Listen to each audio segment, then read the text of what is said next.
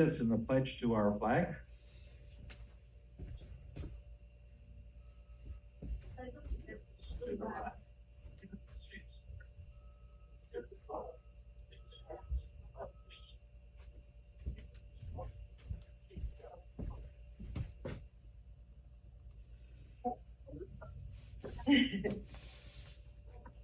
And roll call, please.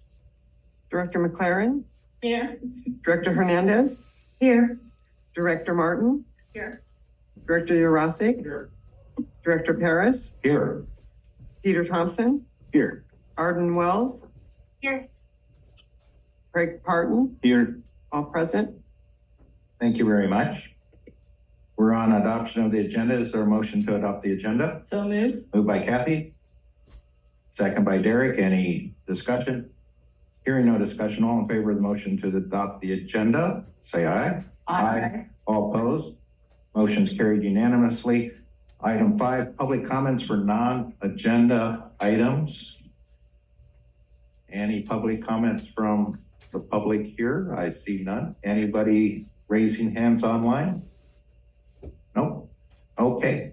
That brings us to the interview of applicants who submit proposal for Watermaster Administrative Services. The first one will be the Regional Government Services, RGS. And Peter, are we ready to begin? I believe we are. So just as a refresher, we received proposals from RGS and Provost and Pritchard. The board approved moving both of them to interviews based on those proposals. So up first, we have RGS. And Angel, could you? All right. And Peter, we've been provided the interview process. Do you want to review that with the public, Yes, please? I do. All right. Thank you. So we have RGS here, and we have Carol. Will you be presenting today? It will be, well, I guess how would you like it? I have my colleague here with me, and then we have our executive director available remotely. Okay. I would say we can advance the slides for you if you like, if you want to take the podium.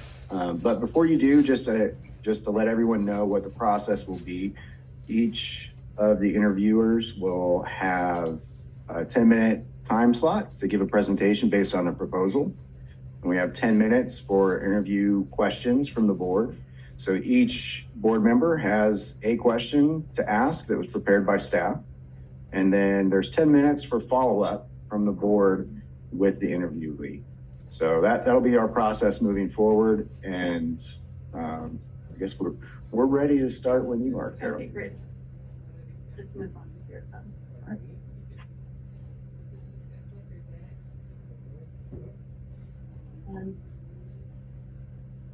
Welcome, Carol. Thank you very much. And thank you so much for inviting us back to talk about our proposal. We're excited to be here and very pleased to have been invited back. And let me start off by introducing us. You know me, Carol Thomas Keeper. This is my colleague, April Kegwin, part of our team, and she'll get a chance to introduce herself in a few minutes. And then also, I believe available remotely, oh yes, I see her picture now on the screen, Sophia Sullivanov, our executive director, and she'll assist with our presentation as well. Okay, all right, we can advance. Thank you. So we'll start off by talking a little bit about our organization and our approach, and I'm going to ask Sophia to kick that off. Thank you, Carol, and thank you, members of the board. Regional Government Services is a public agency. We're a joint powers agency, and our mission in the world is to provide public administration expertise to other public agencies throughout California. Now, I recognize that the Watermaster situation is a quasi-public agency, but you are a regulated organization with the judgment to administer. And one thing that we're very good at as public administrators is following regulations and making sure that, compliance is achieved and that people are clear on what is required to get there. We also bring some local knowledge to most of the projects that we support. We have members all over the state of California. In this case, Carol and April are local to the high desert region and are familiar with many of the water situations and issues in your community. Our approach is also to really work regularly with stakeholders, you, the members of the board, other public agencies, private contractors that you have providing services to you, and the community, to ensure that everything that you are delivering in your mission as the Watermaster is understood, communicated, and effectively advanced.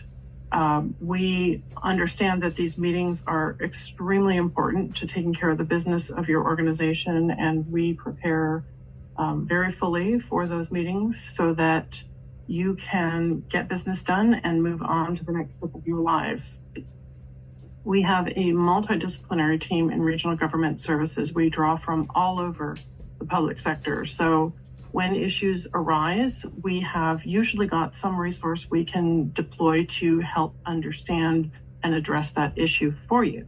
And of course, as a government agency, our focus isn't on making money, it's on what's best for you in the community. We are very conscious of the cost to the citizens of California of government services or public administration, and we do our diligent best to make sure those public funds are well spent.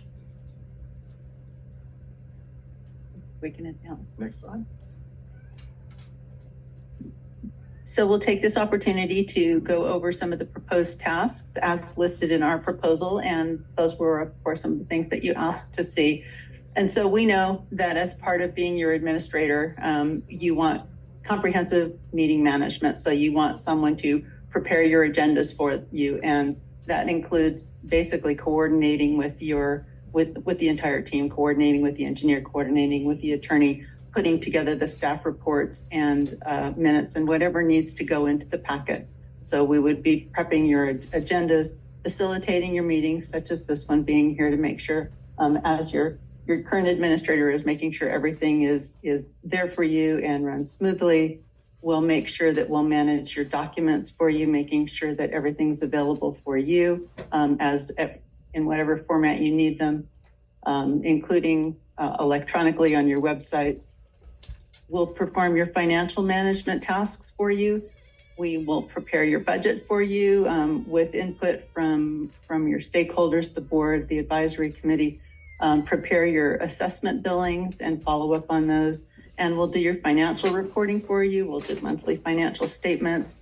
We'll do all of that accounting. We'll work with your auditor on the annual audit. So we'll make sure all of those duties are fully covered for you. Again, some of the proposed tasks that we propose to take care of for you include stakeholder communication and public engagement. And of course, you want your administrator and your administrator's office to be the point of contact for your stakeholders, which include essentially your parties to the judgment, all of you. We're totally prepared to do that. We will, I just mentioned, administer your website, make sure it's up to date. Everything that needs to be on there is on there. We'll gather input from the stakeholders, and if we need additional information or changes, we can make those updates as well. And we will make sure that we do proper public records management for you, working with, of course, your attorney, with the engineer, ensuring that all the public records are adequately and sufficiently maintained for whatever use are needed. And we recognize too that there's been differences in who's maintained them. So that's part of what our transition plan would be, I think, to part of the knowledge transfer as well, but understanding where and how all your documents are kept, understanding how we can do a good transfer or commonly maintain them. So that's part of what we would do in terms of the transition plan. A phased implementation means that we would hit the ground running, but we would take a look at what your priorities are. We know that there's things that happen monthly, maybe even weekly, quarterly, annually.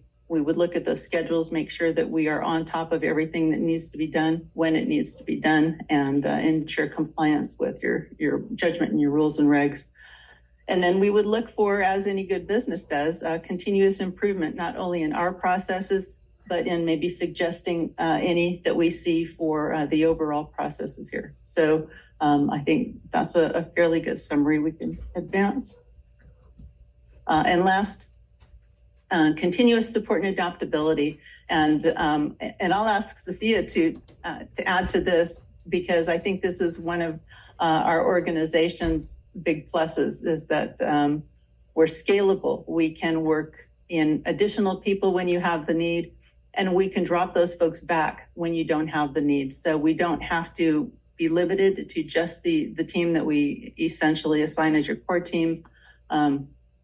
We can be flexible. That's one of the values of the organization. Sophia, maybe you can just touch on that and then finish up this slide. Yeah, thank you, Carol. We do pride ourselves on our scalability. When we work with organizations like yours, we do assign a core team, but we are not limited, and we don't want you to be limited to just the capacity of that core team.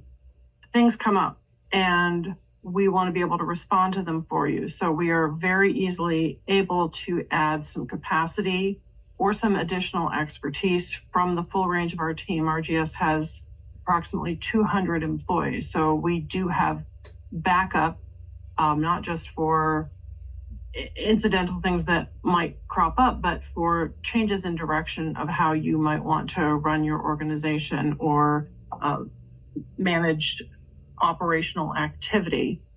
We do work well with engineers and capital projects if those are needed. We actually have a couple of engineers on our team. We don't deploy them as anything but advisory experts, but they have been incredibly useful in that regard.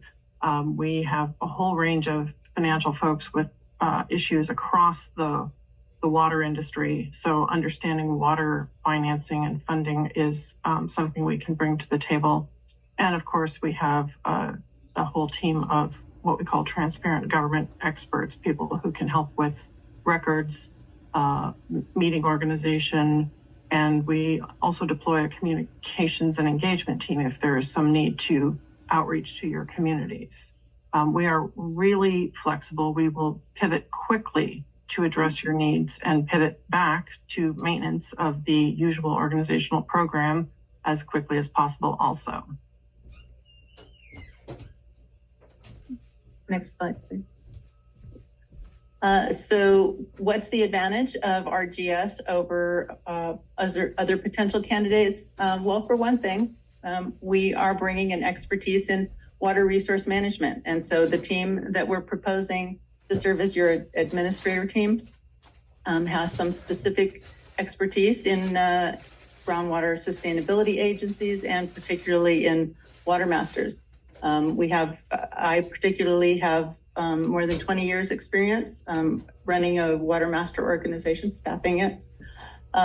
We also have April, who's also worked with groundwater sustainability agencies and water agencies. And again, when we introduce the team, we'll let her talk for herself. But that's part of what we bring, I think, as an advantage, in addition to our public administration expertise, which I think is important in understanding what the administrator's role really is. You have terrific engineers on staff already. You have a wonderful legal team.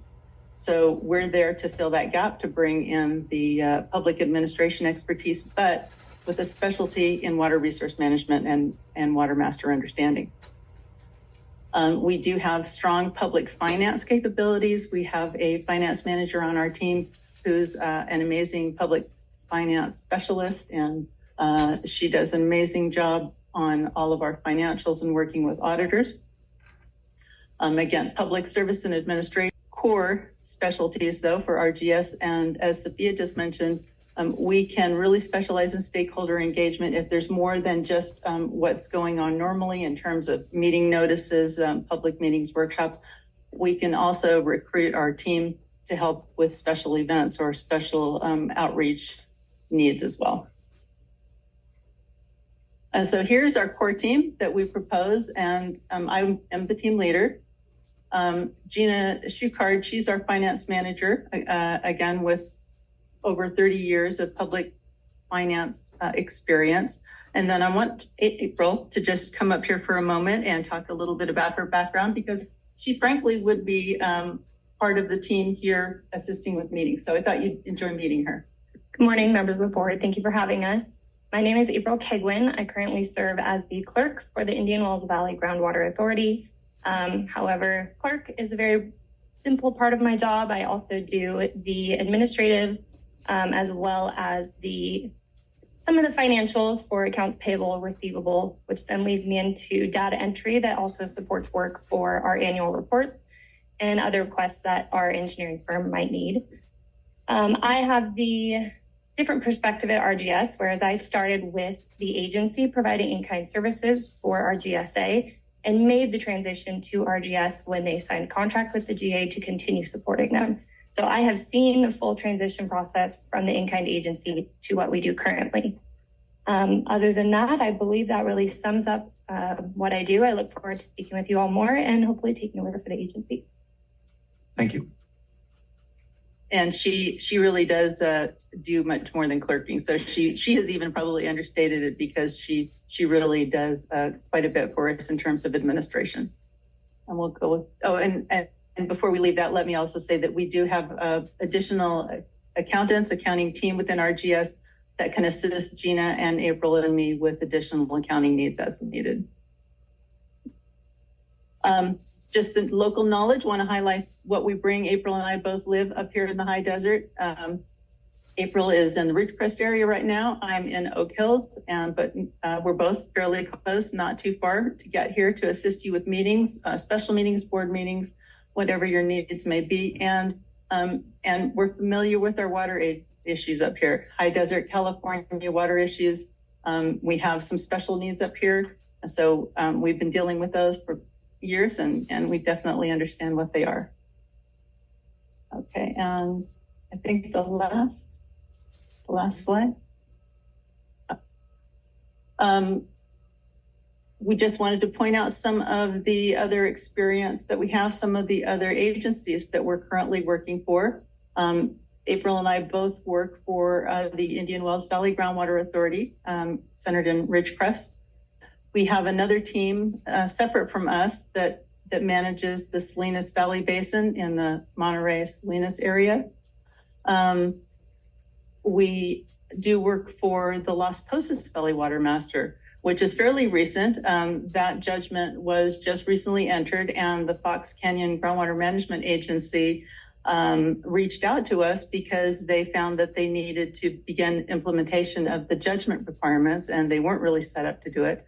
They reached out to us, and we've been helping them with a slice of the judgment requirements, and that's the extraction and use reporting. And we developed a special tool, and basically an online survey that can be used for reporting, which is actually much more flexible than just a fillable form that's emailed. And I have to say, this was actually Sophia's idea when we were meeting with the Fox Canyon folks to determine what their needs were. So we've gotten through their first reporting event and working now on a new contract for another year, and we'll be doing additional work and supporting them in that respect. And then finally, I also do work through RGS for the Colusa Groundwater Authority, heavy agricultural, North Sacramento area. Some terrific people with lots of water issues up there, lots of water, but lots of water issues that correspond with it. So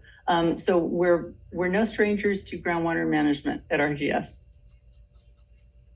Okay, and so that concludes our presentation, except I do want to give a nod to Sophia and ask if she has any remarks before we close that. I think you've done a wonderful job, Carol and April. I appreciate you being there, and thank you so much, members of the board, for giving us the opportunity to talk to you. We would love to be part of your team. Well, thank you very much. Very good presentation. I'm going to start you off with a question right now. And in your presentation, that was very thorough. You covered some of these things, so I don't need you to rehash if you've already told us this, but I'll let you decide what you want to do. So I'll start with, can you please explain your staffing strategy, including including the roles of the individuals on your team, and I think you've already done that very well. Transition plan from current administrative staff. I'd like you to focus on that. And contingency plans in the event key members become unavailable. Okay, and those are great questions and great points. In terms of the transition plan, we feel, because we're very familiar with the work that you do in general, we would begin with our, as we talked about in the slide, our knowledge transfer. I think we would want to initially just meet with the folks that are doing the work, meet with your current administrator team, meet with your engineers team, talk to your council, just to get a feel for the large picture, and then start working through the individual needs. So working through the schedule and identifying what's coming up next. What are we looking on big picture? What's in progress? What do we need to pick up and run with right now? What's our schedule, assigning dates to things and priorities. So we have that. And then I think we also have to look at I think I mentioned this too, also the data, where it's stored currently and how we can interface with it and manage it so that we can access it, but so that's also available to all of you and your team as well. Sophia, additional thoughts there? Yeah, thanks, Carol. We've certainly worked on a lot of transitions for organizations that have had multiple administrators, and we sometimes find that information lives in several places and you may or may not have a home of your own for it. And that's certainly something that's part of our transition exploration. How can we bring this all together and create a space that belongs to you, to your organization, to the Watermaster, so that regardless of how you proceed forward in the future, you have everything you need in one spot. You may have already set up those systems, and that would be great. But our finding in many places has been that, oops, something is actually owned by someone else. So we are able to help with not just identifying that, but with sourcing the resources that you need to take care of your own information and have your own infrastructure. And we are able to source doing that at very reasonable price points. We have a lot of relationships with companies that provide these kinds of services. And we also have the ability to provide some transitional services through RGS contracts with those companies on your way to determining what you really want for yourself. So we bring not just our brains and our willing hands to work, but we bring a whole set of other relationships in a toolkit, literally a toolkit that can help you run your agency into the future, regardless of what happens with any given administrative group that you're working with. And let's also touch on the contingencies in the event that part of our team becomes unavailable. We have some other resources within the organization, Sophia, others who do work similar to what I do. So for instance, if I, as the team leader, became unavailable, we have folks who can step in who do similar types of work, executive team members who I think we can draw on. We've done that. I know we've done it before for other organizations. And I believe administratively, we have a pool of clerks and other administrative specialists that can be made available. Absolutely. I have at least a dozen clerk of the board and administrative support staff, just general administration, that we could plug in as needed. We've got 20 or so accounting folks that we could plug in as needed. We have water industry executives who could back up, I think, for quite some time, the functions that you, Carol, would be providing as needed. If for some reason, one of our team were long-term unavailable, we would certainly be consulting with the Watermaster too as to their interests in replacing that person. We don't want to make you wait to have the kind of support that you need. So there's sort of the emergency, keep your board meetings running, and then there's the planning stage of someone won't be back for a while or maybe back ever. And how can we support you best? Because we don't want to leave you in a contingency place. We want to resettle the core team and keep that going. Excellent. Thank you very much. And I believe Kathy now has a question for you. Okay, thank you. What do you see as the key issues facing the Watermaster? And how would you plan to help the Watermaster Board address those issues? Well, that's probably the most difficult question I'll get today, I think. Well, I say that, but that may not be the case.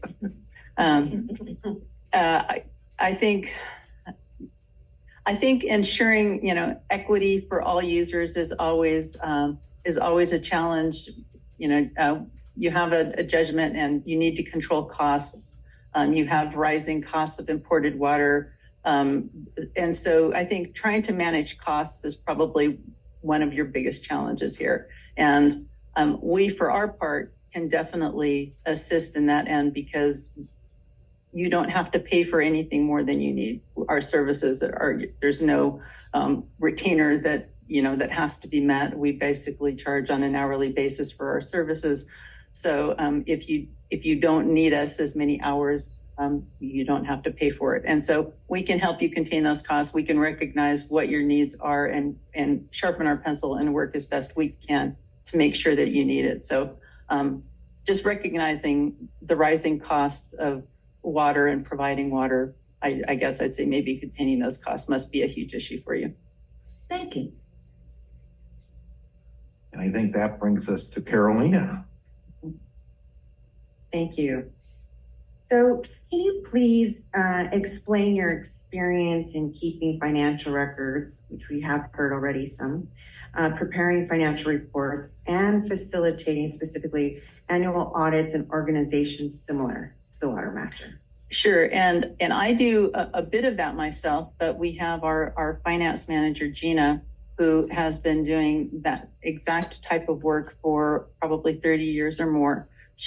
We've been working with her, April and I, on our team for the past 2 to 3 years, and she's amazing, and she does a wonderful job putting budgets together.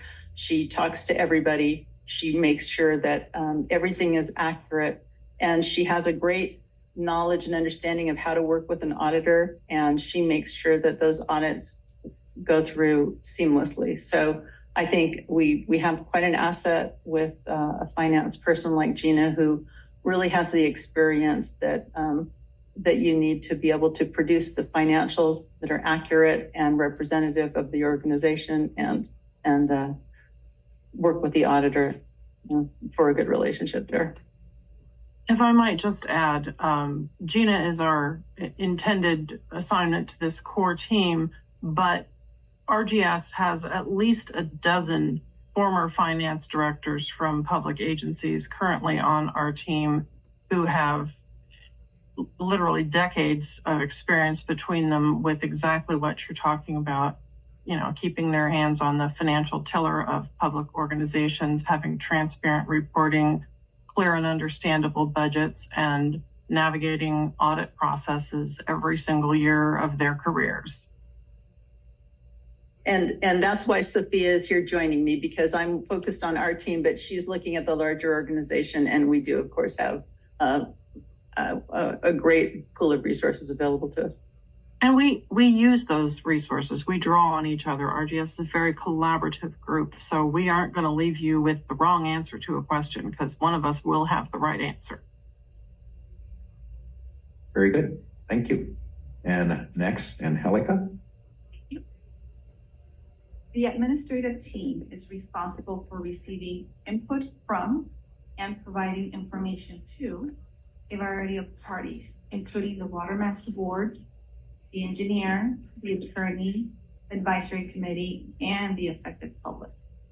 Please describe your approach to ensuring effective communication process across all these groups.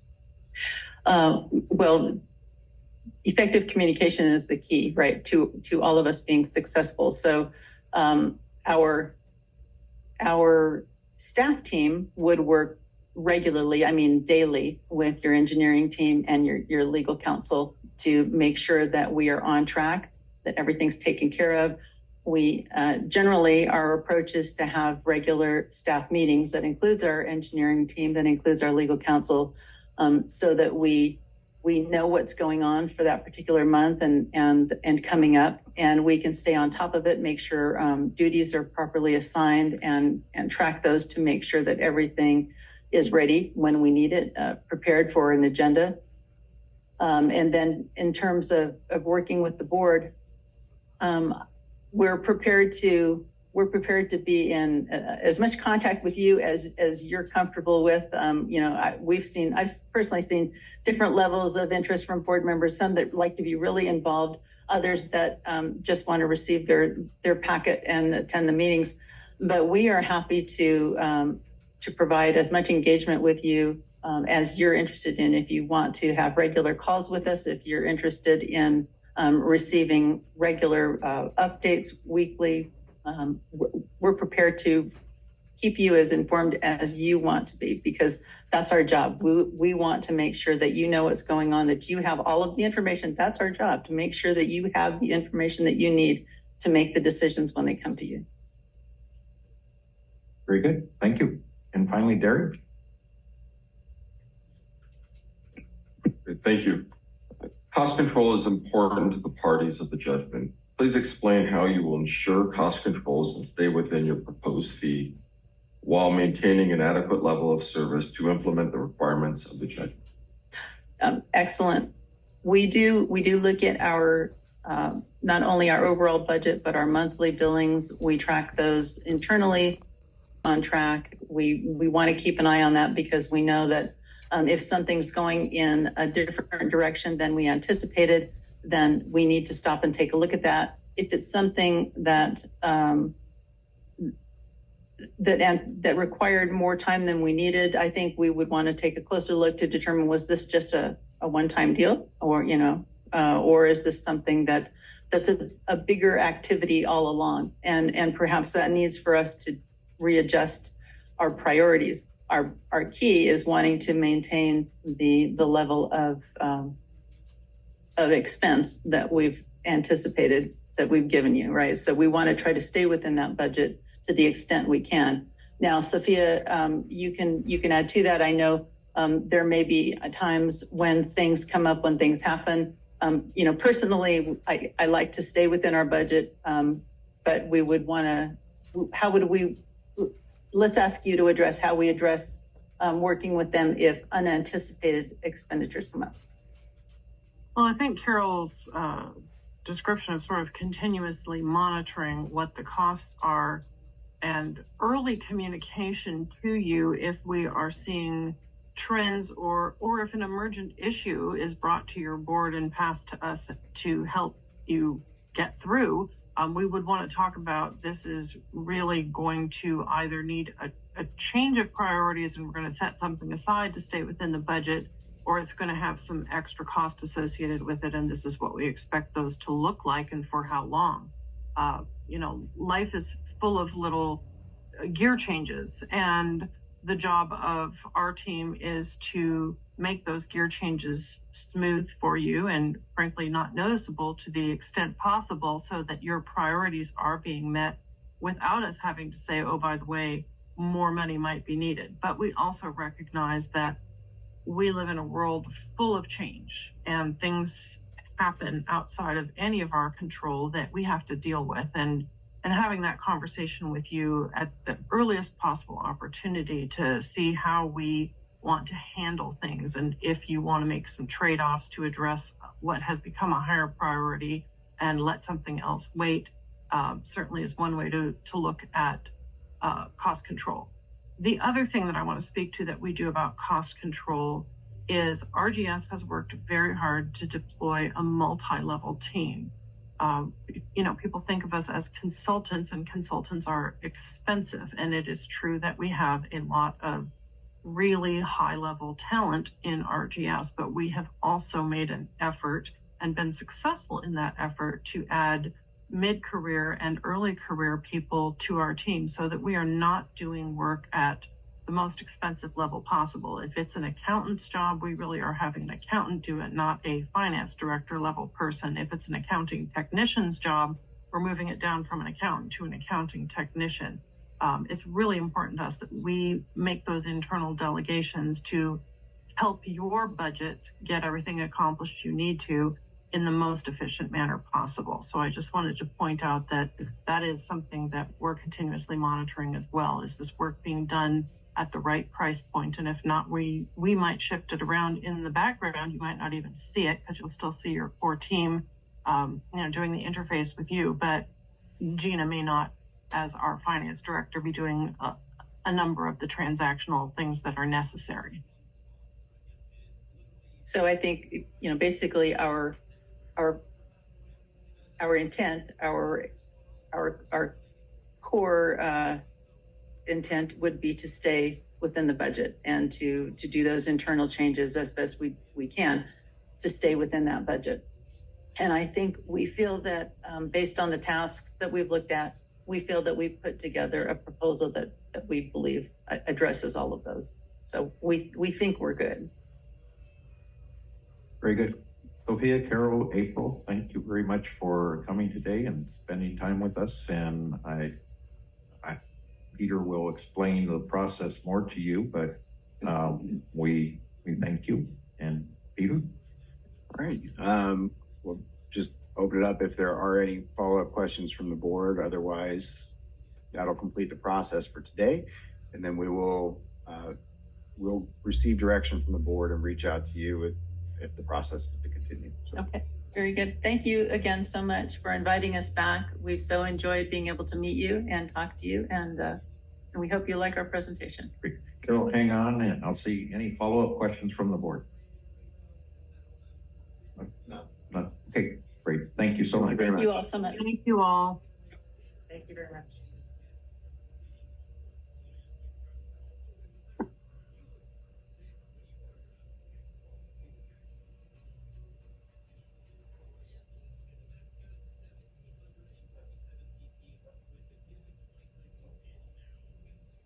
Board, are we ready for our next? Okay. All right. Angel is on her way to deliver provost and You anticipated the question. Great, Peter.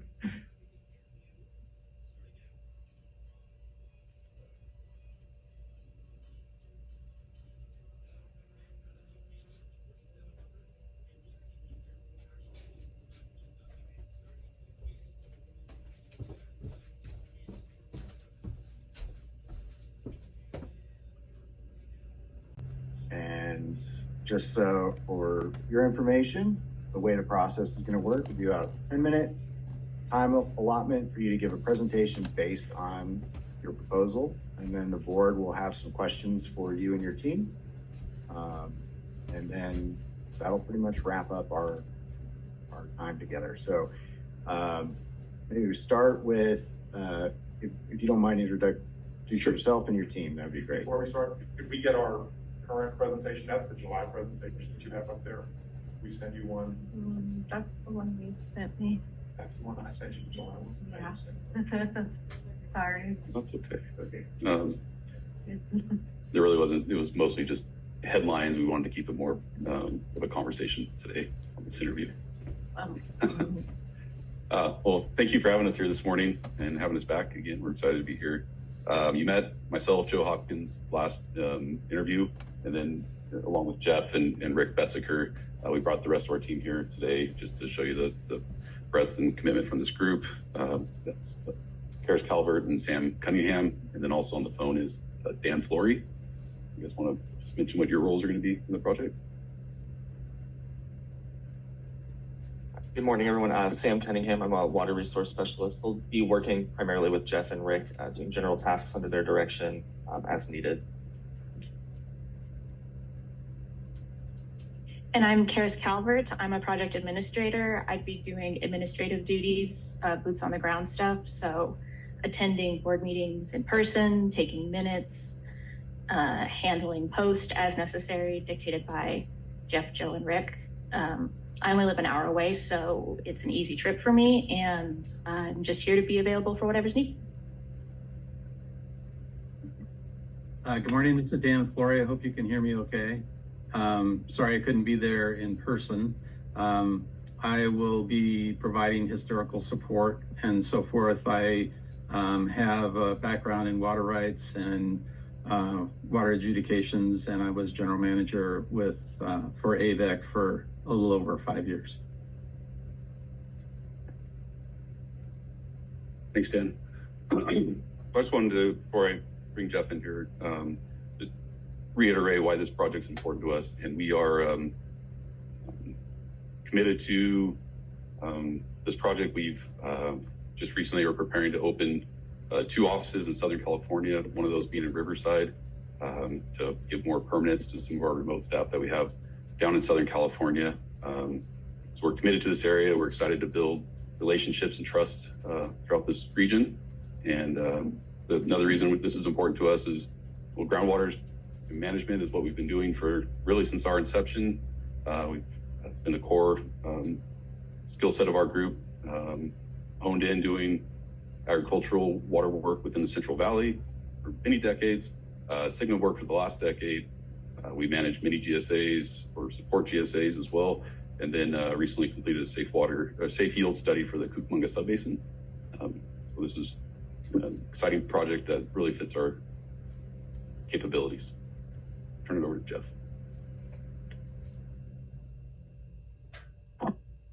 Thank you, Joe. Mr. President, I apologize greatly. I sent the wrong PowerPoint. I'm very embarrassed, but we're gonna go through it. And mostly the PowerPoint didn't have a lot of words on it. It was just to kind of separate our presentation into different segments. I want to just address some of the issues that came up at some of your advisory committee meetings. Both proposals were sent to the advisory committees and they discussed them, and the advisory committee had some issues with both proposals, and I just wanted to talk about those briefly.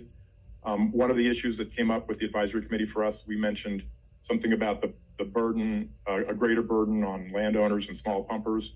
We were certainly not saying that they paid the bulk of everything, because there's so many of them, but the burden is on them because they don't have ratepayers to push off costs. So as costs go up, they're stuck with paying those costs. They can't just raise rates to anyone. That was our point there. We had mentioned that during the transition period, we wanted to learn a little bit about the key players of the basin. And there was some concern there that by using the term key players, that perhaps we were indicating that we might give special preference to some landowners or some pumpers at some level. We all know what adjudications are. The judge signs an order setting rules for a basin. Everybody has to follow those rules. You as the Watermaster Board have to implement those rules. Nobody can be treated specially. Nobody has any intention of doing that. Our point was, we're coming in here in year 9. You have had 8 years to figure it out and to know who's doing what and that sort of thing. And we're sort of coming in here cold. We can read the adjudication a dozen times, which we have. We can read your rules and regulations and memorize them, but that really doesn't tell us what's going on in the basin. So things like, for example, Edwards Air Force Base has almost 10% of your water, doesn't have a seat on the board, has a non-voting seat on the advisory committee. We'd want to know how active are they, how vocal are they, how, they're mentioned several times in the judgment. So it makes it look like they're really important, but they don't get a vote. Phelan, Pinion Hills, and Boron can export water from the basin. Nobody else can. Those are special rules for those guys. They're obviously key players for that reason. We'd want to know kind of some of the circumstances there. Is there some resentment towards Phelan, Pinion Hills because they didn't want to be in the Mojave adjudication? They came across the road to drill a well here, that sort of thing. You have a number of mutuals, small mutuals, some in Kern County, some in Los Angeles County. When they speak, do they speak with one voice? Do they speak with individual voices? Do the mutuals in LA County have one voice and mutuals in Kern County different voice? Those are the types of things we just want to know up front. Is there any litigation going on, especially if any of the pumpers or anybody else are involved in litigation? We certainly would need to know that. So that's what we intended by when we said we need to kind of know the key players and what's going on here. There was some concern about our transition period. We said we could do it in 45 days. We thought that was maybe what you wanted, to have somebody take over January 1st. We were certainly open to the transition period going on longer if that's something that you feel is necessary. We're very flexible on that. There were a couple of phone calls during this process. One is a pre-qualification statement phone call, and one is a pre-proposal phone call. I participated in both of those. No one else did. So I got a lot of information from AVEC staff that helped give me some confidence that we could probably step in with a 45-day transition period if needed. I'm not saying that on January 1st we would know everything that we need to know. but we would know enough to get the January agenda package out and figure out all the little details later on if we had to. We know that a bunch of invoices have to go out in January, so we're prepared for all that.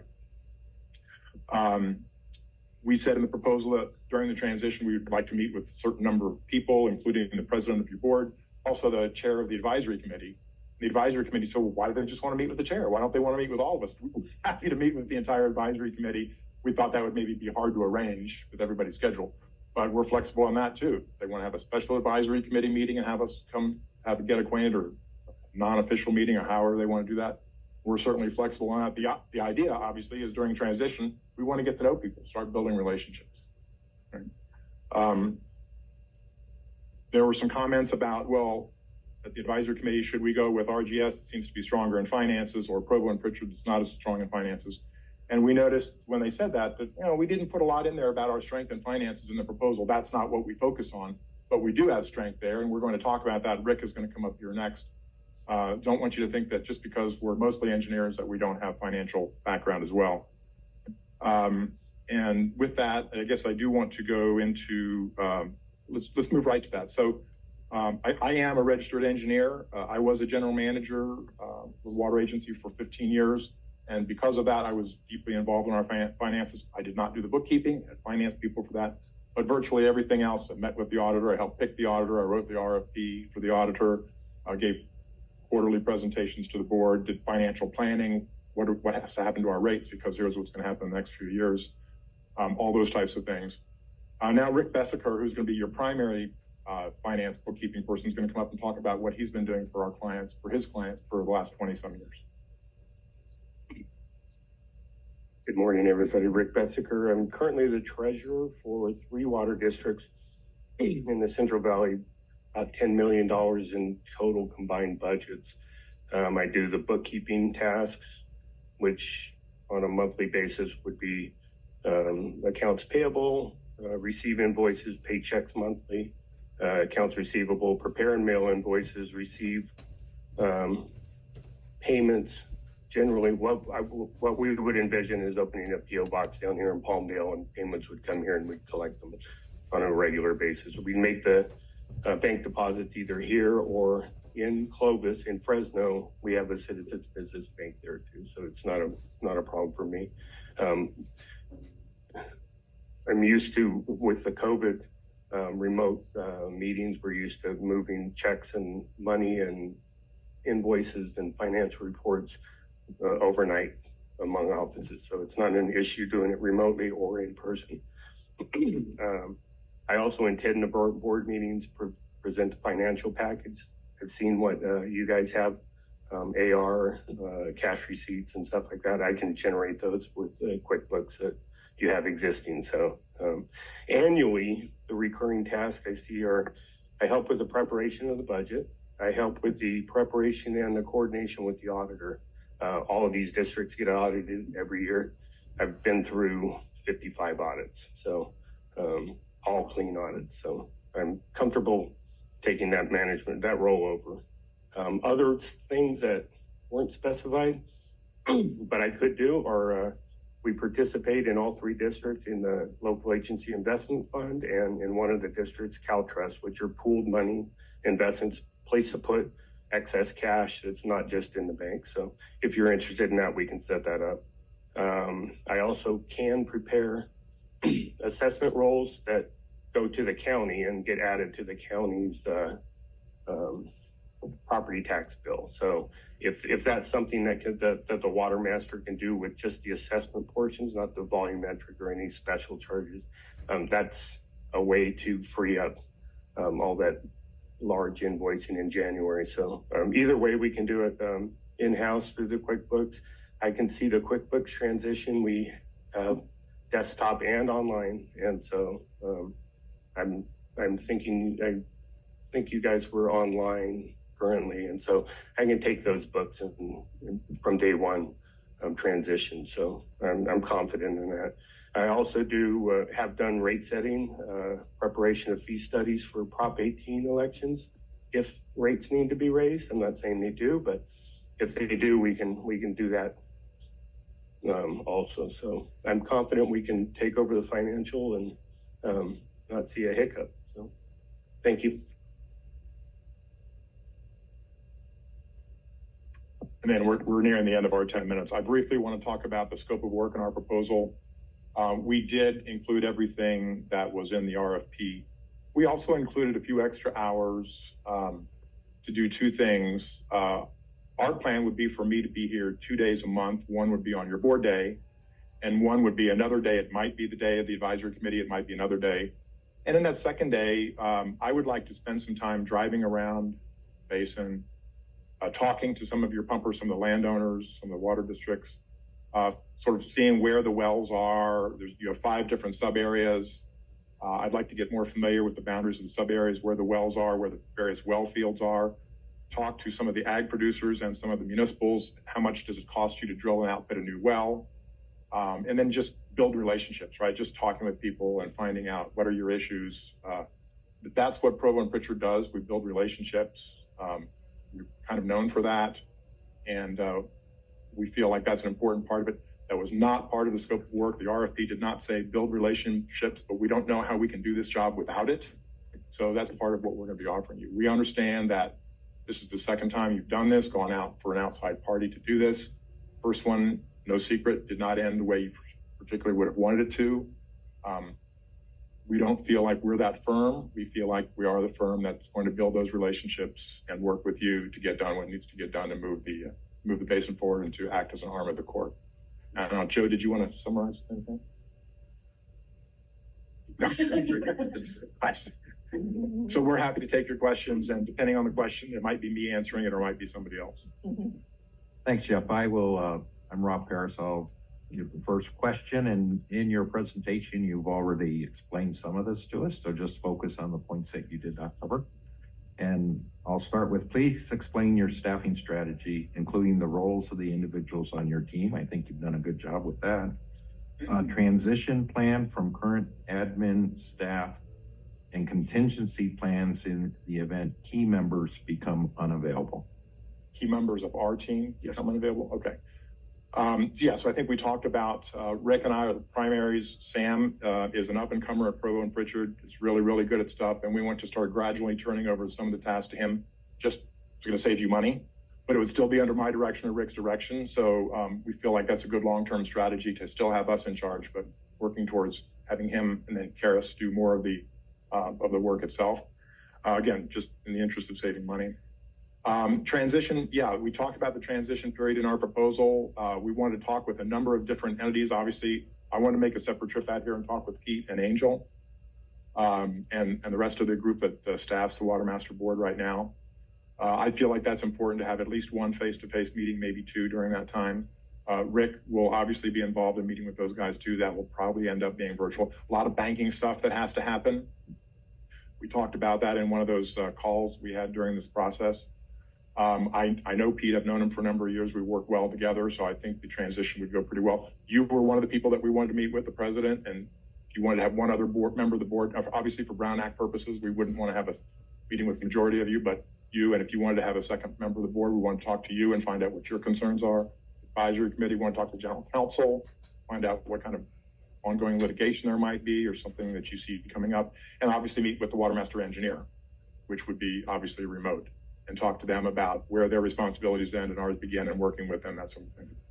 So in the event that one of our key members becomes unavailable, I guess the two, probably the most key members would be myself and Rick, and we both have some gray hair, but I think we both plan on being around for a while. So we would probably have to work that out, but I think we're going to have to come up with Joe or some other person at Provo and Pritchard would probably have to at least brief them on what we're doing and things that are happening. I don't think it would be Dan Flory, just because he lives in Sacramento now, and I don't think that it would be convenient for him to come down.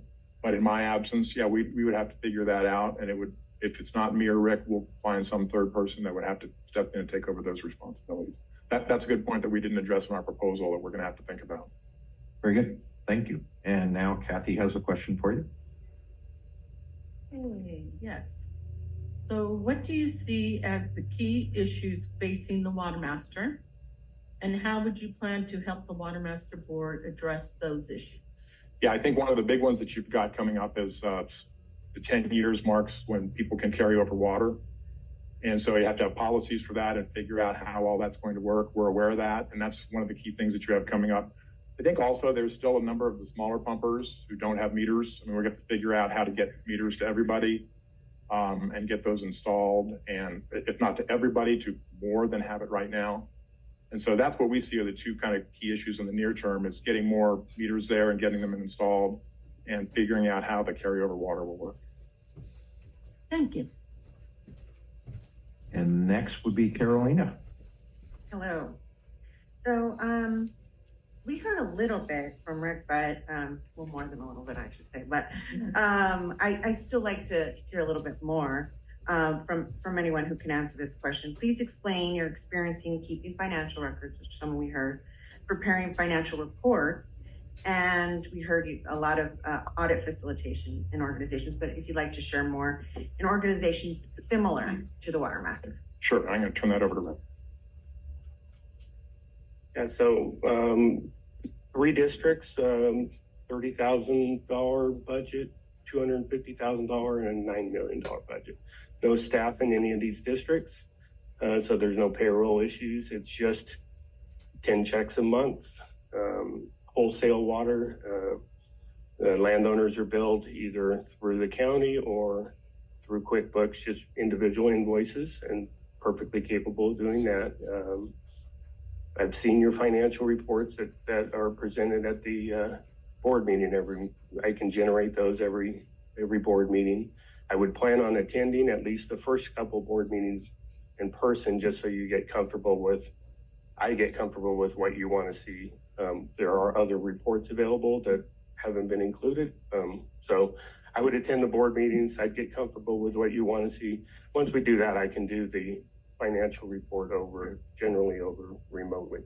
So that's how I would envision it going. I'm welcome to come down here, but the financial report is pretty cut and dry. So, and I can entertain any other questions. Thank you. Yeah. Okay, thank you very much. Next, Angelica. Thank you. The administrative team is responsible for receiving input from and providing information to a variety of parties, including the Watermaster Board, the engineer, attorney, advisory committee, and affected public. Please describe your approach to ensuring effective communication across all these groups. Yeah, I'm glad you asked that question. That's a great question. Because every adjudicated basin that I've been involved with has numerous stakeholders, and you basically identified who the key ones are here. So to us, we think that communication is key. I've been involved, as I mentioned, in adjudicated basins before and non-adjudicated basins too. I think one of the key things is you need to build trust with everybody. But that comes, like I mentioned, we want to start building relationships and spend a couple days a month here, just starting meeting with folks, talking to them. I don't know if it's going to end up being one-on-one or 1-on-2 or 3, or maybe we have large groups of them. Again, just find out what everybody's issues are. We want to hear everybody. We want to listen to everybody. We don't want to make commitments for the board because we work for the board, but we would certainly bring that input back to the board, and we want to work very closely with you. I know a lot of entities have a separate one-on-one meeting with the administrator, general manager, administrator, and the president of the board every month. I don't know if you do that. That's another way to facilitate good communication with the board. But I think communication and trust, I would love to be out here for the advisory committee meetings, and I recognize those are virtual. But I think that Dennis, who's the chair, probably does them from somewhere, and whether I would go to wherever he is, which is probably at Palmdale Water District, and sit in the same room as him, or how we would do it, I don't know. But again, I think we've sat in on the last 3 or 4 advisory committee meetings. Good discussion, lots of input, lots of people have great ideas. So we want to foster that, and we want to listen to those ideas, and we want to make sure that we understand them and we communicate those to you. And again, that input in turn is coming from other stakeholders. And so again, we would like to get to know those stakeholders. So I would just like to meet as many people as possible. I would like to listen to their thoughts, listen to their ideas, listen to their concerns. And without making any commitments to the board, say, yeah, this is a good thought. Let's figure out how to deal with it and bring those back to the board as needed. Very good. Thank you. Thank you, Jeff. And your final question is going to be by Derek. Thank you. Cost control is important to the parties of the judgment. Please explain how you will ensure cost control and stay within your proposed fee while maintaining an adequate level of service to implement the requirements of the judgment. Yeah, thanks. Another good question. Every one of our clients, again, we kind of built our base in the San Joaquin Valley. There's not a lot of money in the San Joaquin Valley, so all of our clients are pretty much where you are. And so that's one of the big reasons why we're bringing Sam in, right? So at the very beginning, I think Rick and I are going to be doing more of the heavy lifting here. But over time, we're going to gradually, the things that we think that we can move to him, we will move to him, who bills at a lot lower billing rate than we do, to get as much work done as possible at lower rates, obviously still under the direction of the key people. So that's the biggest thing that we have, and as we worked in our budget to the proposal and looking in the first 2 years, that's kind of what we were looking at is, starting off with Rick and I doing a lot more of the work, but gradually turning as much of that over as possible to Sam to keep those costs down. Excellent. That's the final group of questions. Board, anything else that you would like to follow up on? No? Peter? All right. Well, thank you, Jeff. Thank you, Provost and Pritchard team for coming here. We're going to take the direction of the board, either this meeting or next, and then reach back out to you and let you know what direction we're going. So thank you very much for your time with us today. I can stay, right? You could say, yeah. Thank you all for coming. We appreciate it.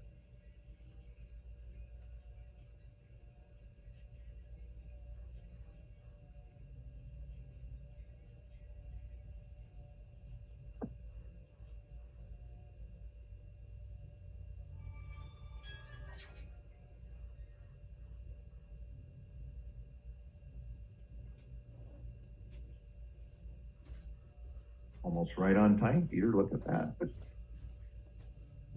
So now we're on the consent agenda, item 7, the financial report, the payment of bills and minutes. Derek's not present if you want to wait a minute. Oh, it disappeared on me. Yeah.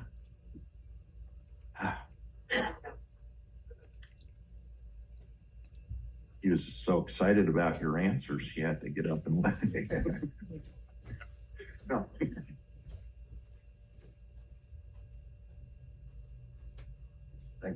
Thanks for letting me know, Ben.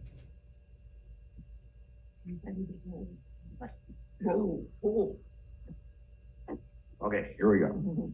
Now we're on item 7, the consent agenda, which is the financial reports, payment of bills, and minutes for August 28th. Is there a motion to approve the consent agenda? So moved. Motion made by Kathy, second by Angelica. Any discussion? Peter, anything you want to point out to us? Staff doesn't see anything that stands out on this set. Okay, very good. Any discussion by the board? Any discussion by the public? Hearing none, all in favor of the motion to approve the consent agenda, say aye. Aye. All opposed? Motion's carried unanimously. Brings us to item 8, advisory committee report. Hi. Hi, Dan Clifford. Hi, Dan. I'm well, thank you. Good morning. My name is Dan Clifford. I'm the vice chair of the advisory committee. We met last week and, as we typically do, a fairly spirited debate about some of the topics that are outlined in the summary. I do think that the summary accurately captures all of the discussion points that we had. I'd like to just call out just a couple of them. And then to the extent that the board has any specific questions for me, Mr. Lamoureux is here as well. And he might be able to chime in. And some of the other members of the advisory committee are here today as well. And they may have a point or two that they would like to raise. I think I'll start there and I'll probably end there. But it ties into what we were just discussing as it relates to the proposed new administrator. The advisory committee took a vote. It was I would say a split vote for the most part across the board, but ultimately the motion carried, which is great. But it related to the advisory committee being involved in potentially offering questions, comments, and observations as they relate to the interview process that we just completed. So it's a request by the advisory committee to continue to remain involved in this process. So, and with that, unless the board has any specific questions, I'll go ahead and let the summary speak for itself. Dan, I have a question, specifically, Julie spoke with the AVAC board last night, and the request was that we delay any action until next month so that the advisory committee can take all the input we got today and come back and give us some advice. Is that basically what that is? Yeah, without speaking for Julie, I think that accurately summarizes what was discussed during our advisory committee call. Okay. I think that's the issue. One of the other, I would say, peripheral issues was whether or not AVEC had any desire in continuing to operate as the administrator, and that was touched on, and we were nibbling around the edges of that issue as well. Very good. And thank you very much. And I say it to Dennis all the time, but the advisory committee is doing a great job doing what they're supposed to do, so we appreciate it. Yeah, that's Dennis. He has set the tone, so he's doing a fine job. Well, Dennis and Dan, thank you very much. I have a question. Oh, Sorry. good. Yeah. You mentioned to me that, or to us, sorry, that it was a split vote, and and then there was some clarification on what the request was. So can you elaborate a little bit about what you meant? You referenced a motion. Yes, we took a motion, which I did my best to, along with the benefit of having my assistant there, capture what the motion was, which is set forth on the first page of our summary. Right. And we took a vote on it. There were 5 yeses, there were 4 noes, and there were 2 abstentions. So when I say there was a split vote, it wasn't unanimous. I would say that with some exceptions, most of the votes at the advisory committee level are fairly uniform in terms of unanimous. I think we get the consensus very quickly on some of the more mundane type issues that we get to address. The new administrator is one that seems to elicit some passionate response, and we certainly get that. So when I say split vote, that's what I mean. I appreciate it. Sure. Board, any other questions? Very good. Thank you, Dan. That brings us to item 9, consideration and possible action to certify the 2024 delinquent assessment list. One of our least controversial things. Go ahead, Peter. All right. Thank you very much, Chair Barris. We're going to have Pam Clark come up and discuss this item. She's prepared the memo and is ready to take your feedback. Well, thank you, Peter. Good morning, members of the board. On page 85, you'll find a brief staff report for this item, and I'll just provide some background and staff's recommendation. So in order to comply with the rules and regulations of the judgment, the Watermaster Board shall certify a list of unpaid delinquent assessments no later than October 1st, and that's done on an annual basis. Staff has prepared the delinquent assessment list for calendar year 2024 for certification by the board. You'll find that on pages 86 to 92 of your packet. And I just do want to point out that list encompasses all the types of delinquent assessments: administrative, variable, and replacement water assessments. And then if that list is certified, it will be published in the appendices of the annual report. And then again, per the rules and regulations, any applicant for a replacement or monitoring well or unknown small pumper qualification that has delinquent assessments would be required to pay their delinquent balance before those applications would be processed.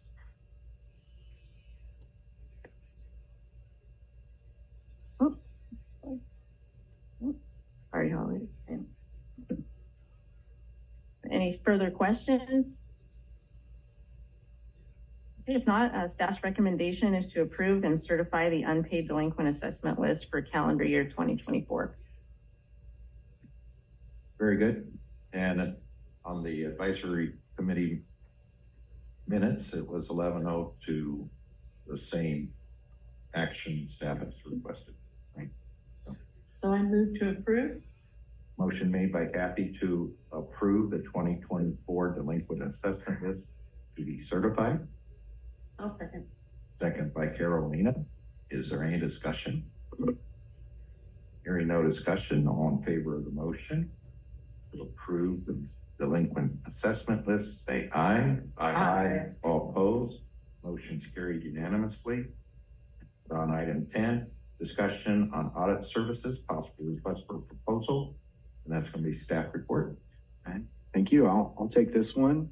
So this will be the final year in our contract with CJ Brown for audit services. I talked with staff, with Teresa Yates. She felt like they performed very well, and they performed well this year and have interest in continuing with Watermaster.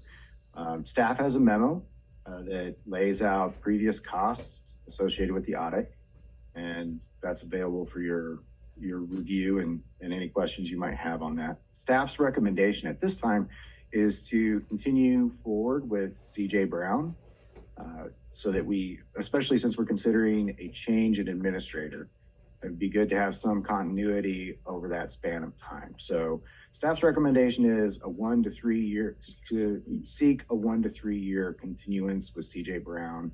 Alternatively, if the board is not comfortable with that, we can put together an RFP for audit services and bring that back to the board. So we're looking for board direction, and we're happy to hear that now. Thank you. Board?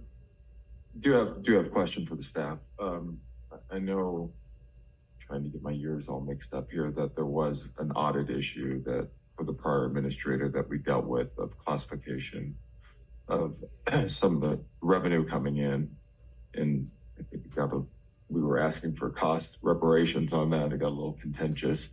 So I'm just curious on with that process and how that interaction took place, both for the administrator, for the board, as well as for them as a firm, that continued support. Just maybe give me a little clarity on that.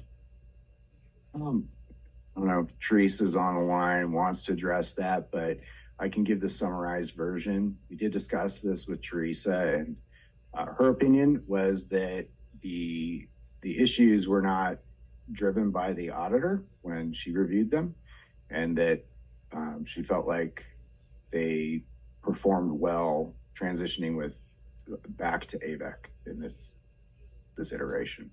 But I don't know if Teresa, if you're online, if you want to add any color to that.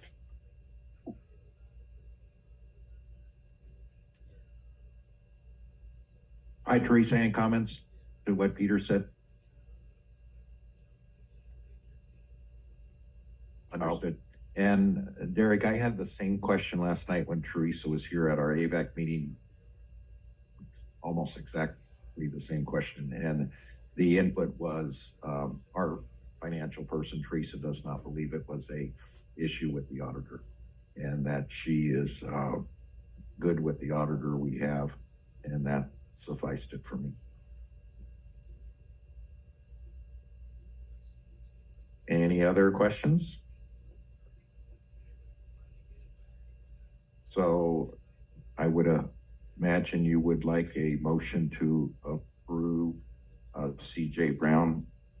And did you want some time frame in that, or do you just want consensus and direction? So consensus and direction, but would like a time frame for either a 1 year continuance, to seek a 1 year continuance, or a 3 year extension.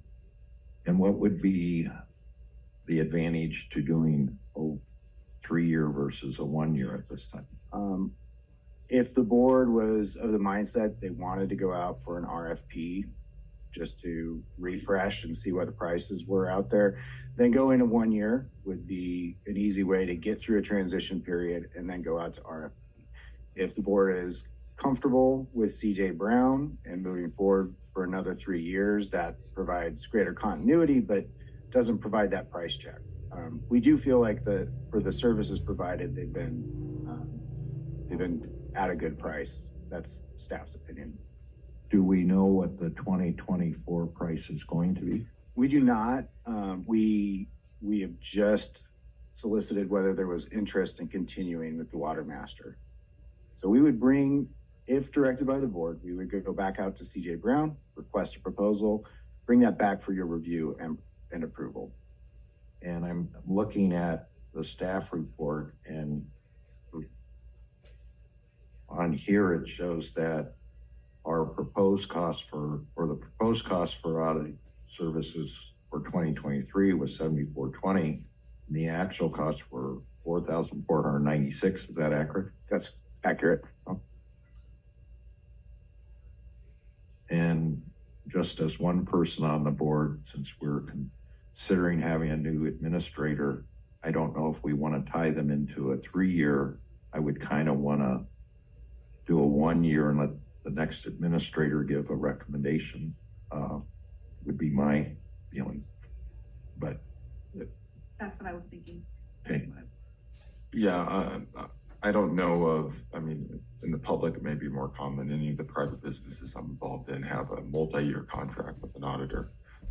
So I would suggest a 1 year, but I'm a big believer in, I think, you know, perception for the banks as well, which we don't have, but for the public and everything else. So we're going to stick with it.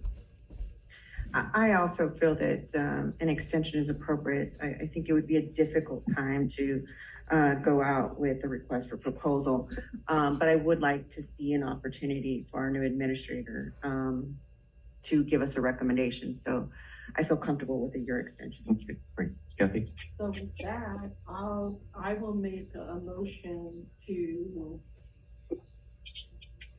approve the audit services for this additional year.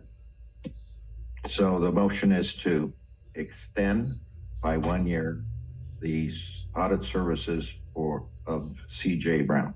I think we already have them for a year, right? It's not extending it. We do not. So we'll come back with their proposal, and the board can either approve or. So you don't want a motion at this time. You would. We're just looking for A motion for proposal. motion to direct staff to seek that 1 year extension. That's exactly what Kathy just said. Yep, we're good with that. There is a motion by Kathy to direct staff to negotiate with CJ Brown for an extension of their contract by 1 year. Good job, Kathy. Is there a second to that motion? I second. Carolina seconded. Is there any discussion? Hearing no discussion. Any public discussion? Seeing none. And if I haven't said this already, it looks like, yeah, the advisory committee was 11-0. So all in favor of the motion, say aye. Aye. All opposed. Motion's carried unanimously. Brings us to item 11. Consideration possible action to approve the 2024-2025 USGS Joint Funding Agreement. Staff. All right, I'll take this one as well. So annually, we engage with USGS on their groundwater monitoring program. The Watermaster has been administering this program since 2021. There is a cost sharing agreement among the AV Irwin Group and the AV State Water Contractors. Ollie, can you advance slide one? And the USGS groundwater survey is the backbone for analyzing water levels within this groundwater, within the AV groundwater basin. It's critical for the Watermaster engineer to input that data into the model that we're going to have and to analyze the health of the basin. So many of those sites that the USGS program works with, they are ones that are outside of the municipal wells that get reported water levels on a regular basis. So it's very important for being able to see how water is developing within the basin throughout it and in those areas that are very difficult for us to measure. So very important piece of the puzzle for the Watermaster, but we do have cost share on that. So despite administrating the contract, we only pay for 25% of that. And so that cost the Watermaster is $19,155. It's shared by the AV Irwin Group, who also pays 25%, and AV State Water Contractors that pays 50% of that. So today what we're asking is that the AV Watermaster Board would approve this USGS contract, and that would extend their work through 2025. And we're happy to answer any questions you might have. Any questions by the board? So the motion would be to extend the 2024 to, Motion would be to approve the USGS contract for their 2024-2025 groundwater monitoring program. very good. Is there a motion to approve the 2024-2025 USGS joint funding agreement? I'll make that motion. Motion made by Derek, second by Angelica. Any further discussion by the board? Any further discussion by the public? Hearing none. Discussion, all in favor of the motion, say aye. Aye. Aye. All opposed, motion's carried unanimously. We're now on item 12, consideration possible action to review paid May 2024 new production invoices. Staff. Thank you, Rob. Sorry. You're welcome, Angel. This month I have worked with 3 new producers that did not submit a 2023 production report. I have collected past due production reports for these individuals, and today we are asking that the board review this information and allow staff to adjust these invoices to 0. All of these individuals have not either drilled a well or pumped any water at this time. On page 112 of your agenda packet is the list of the producers. The advisory committee and staff recommend that the adjustments of the new producers' invoices as shown on page 112 of your agenda packet are adjusted.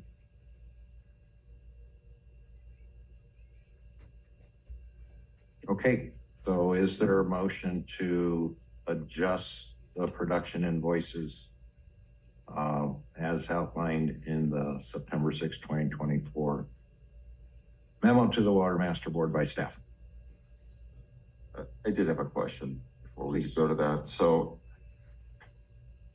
appreciate their impact or their lack of impact on, using that permit, but there was a lot of time and energy put in, tracking this down, and that's a burden to all the people paying assessments. And I just, I know this has been debated how to manage it and be respectful to everyone. I think there should be some consideration of some type of fee structure that says, hey, you applied, you didn't report, we had to track you down, and there's a cost to that to remove you from this process. So I guess I'm the one pushing back a little on the 0. Open it up to the board and others to comment. Other comments? So I too have some concern about that impact. However, I think I'm not clear, and I don't know if staff necessarily has a recommendation of what that has cost and what that fee structure would be. So I think as a board, we need to have a recommendation from staff as to, what that financial burden might be, so that we can set a baseline and be clear, perhaps moving forward. Good comments. Craig, I know we've already taken action on some of these. We have adjusted to 0, some based upon people coming to the board meetings. What are your thoughts? Well, I think Derek's comments are well taken. There's a cost involved. Even in writing this off to 0, there's not been an impact on the basin, and there's no well drilled. But there's a cost investment of everyone in making this judgment work. So I agree. I think staff, we can work with the possible fee structure to involve a payment that would cover minimally some staff time, whatever it would be. So my question would be, if we do that, will it cost us more than what we would collect? Meaning we put attorney time in and board time in and staff time in to come up with a collection mechanism. It seems to me we may have more costs involved than what it's doing just looking at this and having Angel follow up and seeing what's going on. I'm thinking one idea is 2 hours of time assumed to be recoverable at the rate of whatever Angel Patty are billed out at, and just make it across the board. We assume 2 hours of administrative time have been incurred to obtain this information, and not make it dependent on how big a bill somebody got written off. Just I'm just throwing that out. 2 hours of time for every application, regardless of whether they're not pumping water or not. Again, I'm going to push back a little bit, is the time to take attorney time, staff time, board time to put that into our rules and regs could cost $5,000, $6,000 when we start looking at the time and payments involved. And if we're talking about 2 hours of staff time for each one of these, and we just divide that number into where we're at, is it cost effective for the people who pay for this to even do that? And I understand and I agree with the comments made, but I think we always have to be looking behind the curtain and see what it's going to cost us to do something. Maybe we get an idea, and Angel may have an idea what we're looking at in the future. This has started, I think it was last month. We had several people that we wrote down. Are we anticipating 2 or 3 a month for the next year? Or what is staff's best estimate of what's going on? I would have one more comment on that, is we've already approved some of these, and maybe whatever action we take, the action would be to look at what the costs are, but have a consensus that we will do this through 2024 to clean up the list. And then in 2025, if we're going to put a cost in, insert the cost at that time. But I agree with you. I'd be interested in Angel's thoughts about what time it's taking to do these things. I have a question real quick, Craig. Since these since these invoices came from an approved rules and regulations, an amendment to the rules and regulations, and then the board has chose to adjust these invoices, is this something that we plan on doing every year, or is this just for the 2023 invoices? And because it is a rule in the judgment that these invoices go out, so we're going to do it again in 2024. So are we going to waive those invoices is this going to be an ongoing process, I guess, is my question. Or maybe we could simplify it with just board action, that we already have rules and regulations that allows us to invoice, right? Mm-hmm. And if somebody comes and complains, could we just take board action that, if board takes action to waive this, it's going to be $100. And that's just the rule from now on? Or would we insert that into the regs? I'm just trying to be creative how to say. I'm trying to avoid having to go by amendment of the rules and regulations and a $5,000 bill or more. Could I throw out an idea? Of course. Maybe in the future, on all new producers, all people that are applying for new production, everybody else pays an administrative fee. Number one, they should be paying an administrative fee for whatever they're asking for. So that might be something for in the future. But then also, because Angel has sent out letters and Pam has sent out letters with all of these invoices, this should clean it up. And in the future, no more waiving. The engineers have updated the letters to be very specific that they have these reports to be dealt with. And, it has to be a more severe case to be waived. But I think that all new production should also pay administrative fee, just like all of our landowners do, just like all of our small pumpers do. Everybody pays an admin fee except for your new producers. Having new producers do pay an administrative assessment for all water that they pump. did they, all these people that we waived, did they pay their? No, because they haven't pumped in, unless they pumped But I'm just water. saying, even if they aren't pumping, if they were approved for an acre foot, because our landowners, if they're not producing water, but they have a production right of 10 acre feet, they're still paying an administrative fee on 10 acre feet. You're giving a new producer a production right of 1 acre foot. We're gonna invoice them for 1 acre foot. They should be, we're sending them a production report for that 1 acre foot. They should be invoiced for that 1 acre, just like our landowners are. I think it also depends on how you call the fee. I mean, it could be called setup fee, and it's there from the beginning, and it could cover any issues where staff has to put more hours than expected. And you can see this in many water districts. You pay a setup fee for just having the application submitted. So again, I would say, Mr. Chair, that this goes back to my, initial statement that I think that it does require more consideration and perhaps a recommendation from staff on, your point's well taken, that, a change to the rules and regs could be quite expensive, but, I don't think we've determined, at least in this conversation, what the appropriate point is, whether we intend to continue what practice we've agreed to this year. And so I'd like to know if we can make, to another point, a specific change to the rules and regs that can be, maybe minimize the cost and, meet our goals. Very good. I agree with that.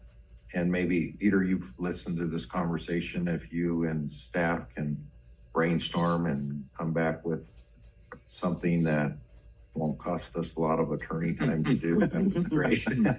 Sorry, Greg.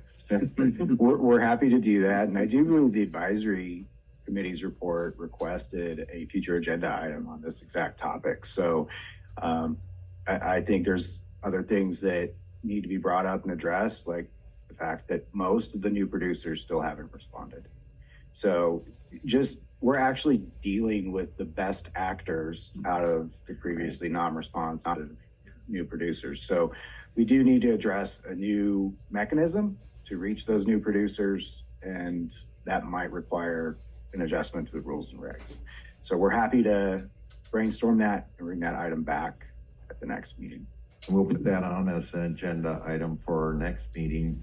And again, I would recommend that we approve this consistent with what we've done. And I like what Angel says there. It's the best actors that we're working with right now out of those who are involved, and that our discussion next meeting be going into 2025. How do we resolve this? Is it just a straight fee when this happens? Is it whatever, but as simply and as inexpensively as possible? No, my motion is that we, I'm not making a motion, but the motion I would make if I were making one would just be to approve the May 2024 new production invoices presented by staff. And I'll second. And that's a motion by Kathy, second by Carolina. I love how efficient we are. Is there any further discussion? Any public discussion? Hearing none, all in favor of the motion say aye. Aye. Aye. All opposed, motion's carried unanimous. We're now on item 13, consideration possible action on approval of letter of support for the Antelope Valley State Water Contractors Culverts Project. Peter.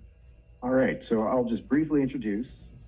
There is an opportunity that came up between AV State Water Contractors and LA County Waterworks to work on a grant that would allow for stream passage on some critical areas within the Antelope Valley. It would help with flooding, but also help imported water reach deeper into the basin. So more water would be able to be recharged into the basin, and it would go to places where we need it most. And Pam Clark has put together a presentation, and I'll turn it over to Pam to make the request.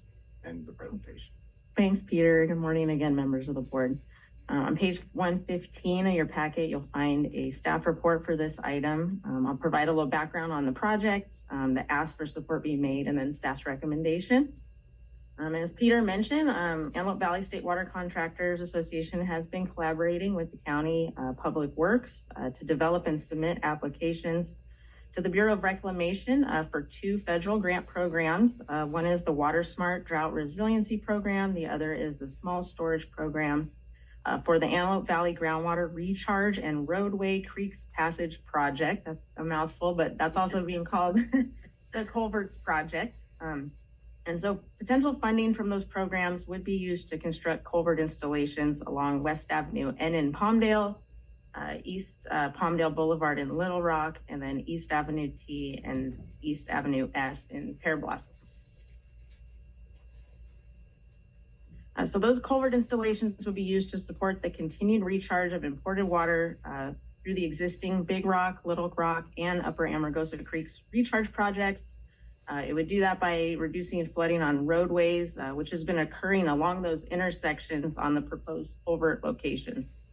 Those culverts would enable recharge to continue at optimal rates during wet periods when flooded road recharge being interrupted, which has happened in the past. Following up to some comments from the advisory committee, I do just want to make it very clear that the culverts project will not result in storage of any additional in-stream, meaning non-imported water, and no party will be making a claim for additional rights to non-imported water as part of the project. So we've provided an overview map, and you can see each of the existing project locations along the aqueduct. Their DWR turnouts are those red dots. And then for each one of those turnouts, there's a corresponding adjacent culvert being proposed. Those are the dark blue rectangles adjacent to the turnouts. And then imported water would flow through from those turnouts through the existing creek beds, through the proposed culverts, and then for recharge in the basin in those areas where subsidence has occurred historically. And as Pete mentioned also, I just want to reiterate that the key benefits of the project, aside from preserving local water resources, really are to reduce subsidence and groundwater declining. AV State Water Contractors is requesting a letter of support from the Watermaster to include with their grant applications. You'll find that draft letter on page 116 of your packet. It is a time-sensitive request. Applications for the first round of funding for fiscal year 25 are due on October 7th, and we've been working on preparing and getting those applications ready to submit. If anybody has any questions, I'm happy to answer. Excellent report, and I'd just like to add a little bit of historical perspective to this for some of our newer members. Is this kind of originated at the Watermaster Board maybe 7 years ago. There was a discussion with our Watermaster engineer about Big Rock Creek, potentially doing a storage in Big Rock Creek. Through that discussion, there was the Antelope Valley State Water Contractors agreed to put in funds to study the Big Rock Creek project. And one of the recommendations in that study was a culvert from Big Rock Creek. And this and Peter has been kind of the spearhead of this, resulted in what is being recommended today. And just to say that LA County Water Works and Public Works is directly involved in this is just an exciting partnership. Work together. And I am, if you can tell, very excited about supporting this letter. So, but I thought all of you should have the historical perspective. The seeds of this started in this board. Thanks. Just to confirm, and Pete, you might have the answer. We are not diverting water from any place or anyone's water rights, right? Correct. So the water that Mother Nature is going to bring down, it's going to come down into the valley regardless of the culverts. Just without the culverts projects, it'd be running over the roads. So there's no extra diversion of native water. It would only allow for extra diversion of imported water. Thank you. And if I can just add to that, it allows the state water contractors to potentially store more water. And that's because we do not want to affect the roadways when we're storing water. So these culverts will help traffic safety, will help us store more water, and will not affect anybody's water rights. So it's putting the water in the best place in the basin where our natural storage is anyway. So I think Arden can tell us about that a little bit. Arden, have you been listening? Hi, yes. And I wanted to add a comment that from the Watermaster engineer perspective, this project makes a lot of sense, specifically about making sure that recharge is optimized in the basin in locations where can really kind of be in proximity to where production is occurring. So if we think about many of the new production applications and also transfers that we've had through the years, quite a few of them have been for production in the southern portions of the Southeast and the central Antelope sub areas. And so these three creeks are really in that area. And this allows the state water contractors and the Watermaster to make sure that we are having additional recharge in the areas where it's really critical and strategic. Great. Good comments, Arden. Any other discussion by the board? Yeah, so thank you, Carol, Mr. Chair. I'm also excited to be able to discuss this item. I think I'll add another perspective from LA County Public Works that is non-water related, just for everybody. And that is that it does provide assistance in terms of public safety. So there is a roadway component here, as we heard from, and just wanted to make sure that we, acknowledge that again, that marriage not only from water, but public safety in terms of the transportation corridor as well. So thank you. Thank you. So who's excited about making the motion? I will make that motion. Make that motion. Thank you, Kat. So I move that we provide a letter of support for this, I'll just give the acronym, AV Culverts project. Great. Is there a second to that motion? Okay, I'll second that. Motion second by Kathy. Is there any further discussion? Any public discussion? All in favor of the motion to provide the letter of support to the Antelope Valley State Water Contractors Association for the culvert project, say aye. Aye. Aye. Aye. It just shows you how much more. All opposed? No, Passed unanimously. Comment, Kathy?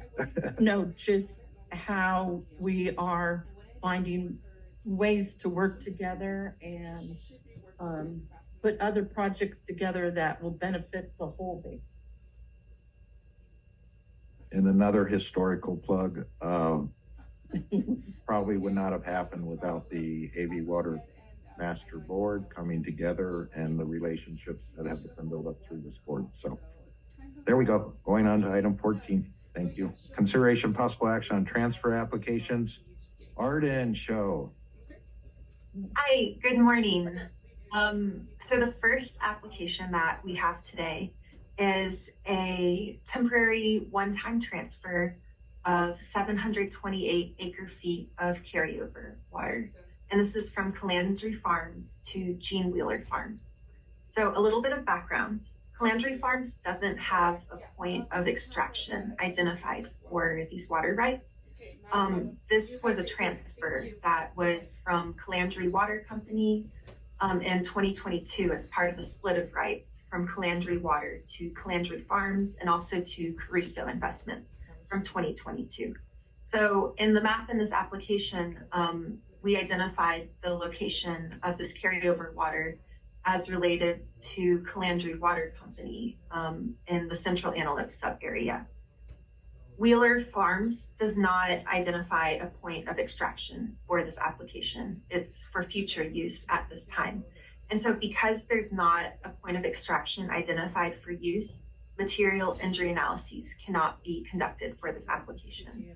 So we recommend this for approval with the note that an additional new point of extraction or transfer application with a point of extraction identified would be required before this water is used.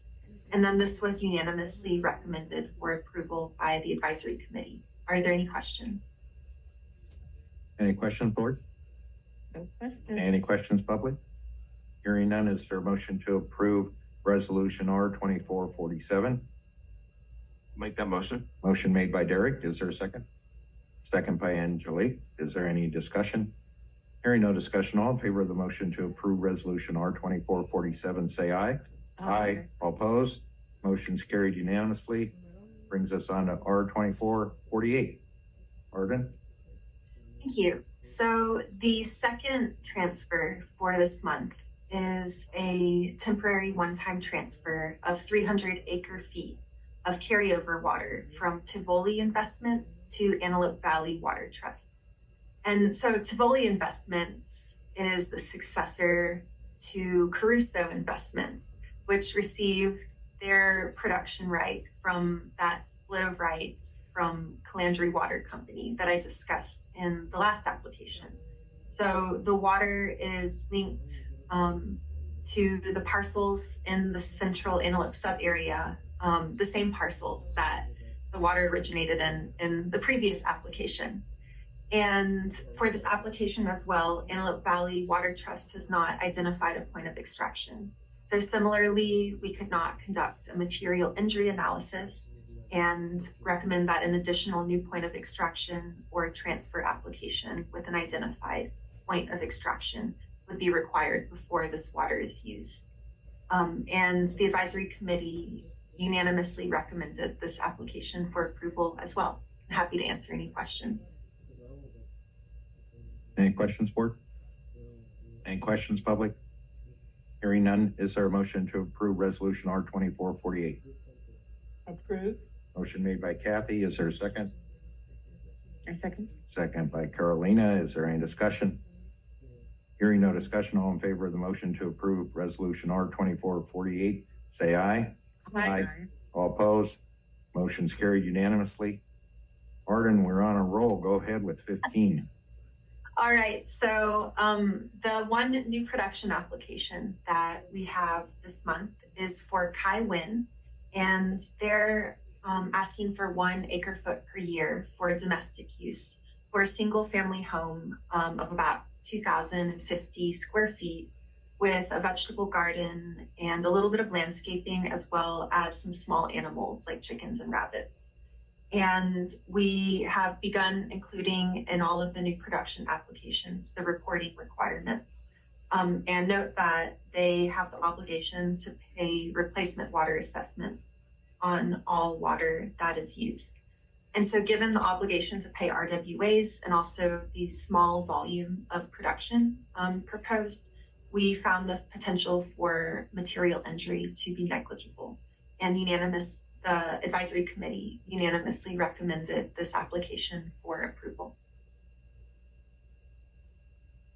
Thank you, Arden. Any questions from the board? Any questions from the public?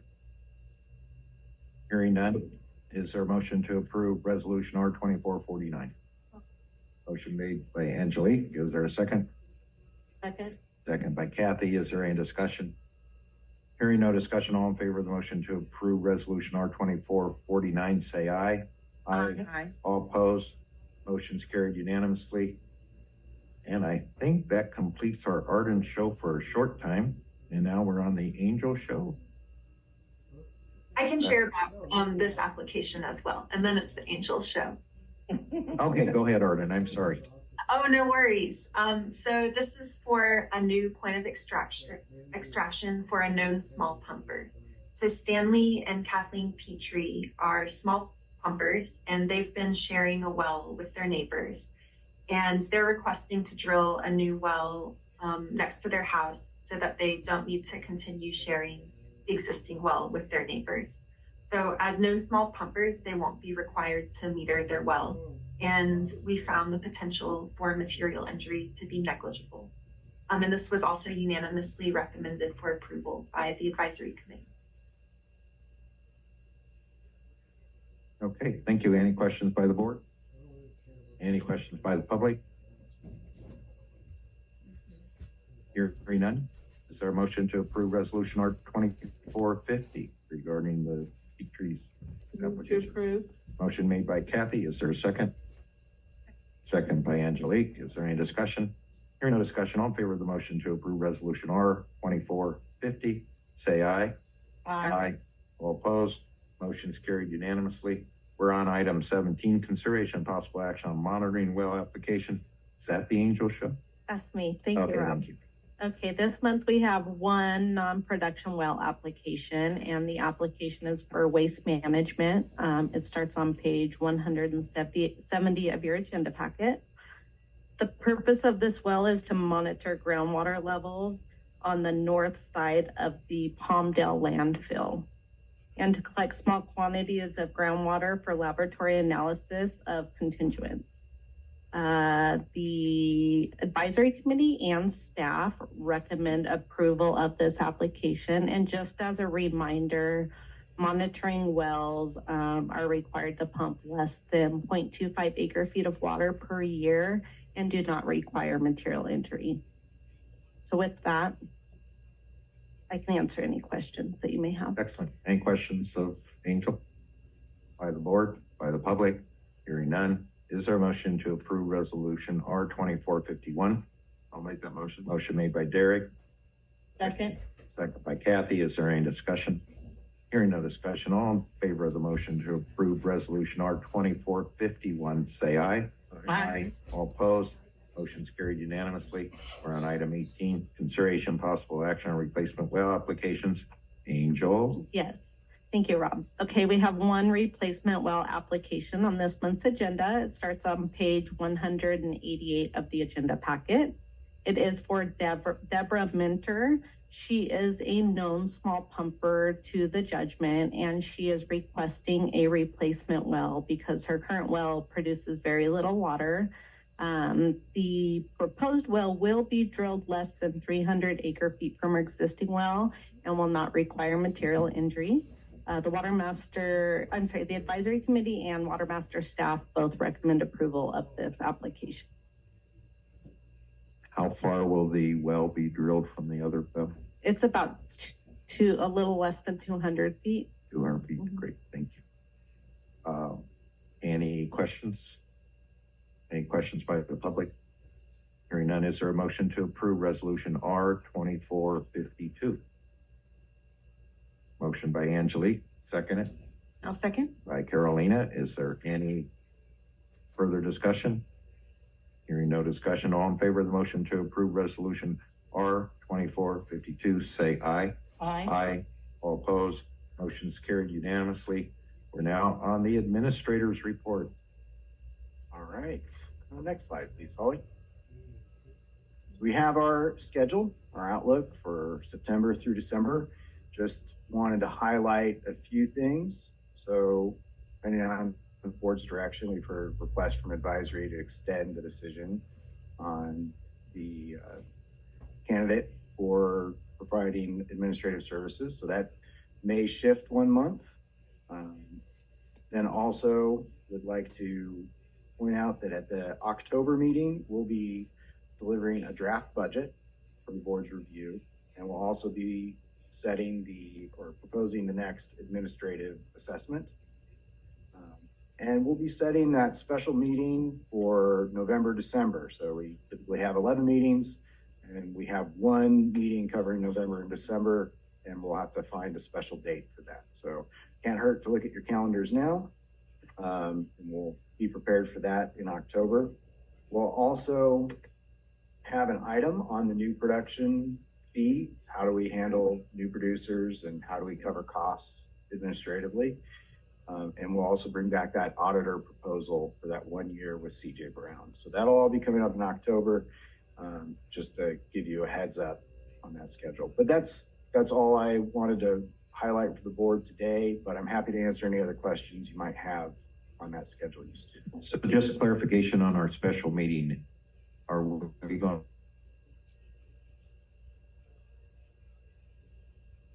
going to have a special meet. Is that the plan? Have our October meeting, then set a special date for November now? I believe it's typically been early December. Yeah. Early December. Usually the first week of December. So keep away from Thanksgiving and not on Christmas. Yep. And what? Oh, and Aqua. And Aqua, yeah, so we have a lot. Should we talk about that now or wait till next? We can wait till next month. Okay. Good. Everybody start looking at their calendars for an early December meeting that doesn't interfere with any of the holidays and doesn't interfere with Aqua, right?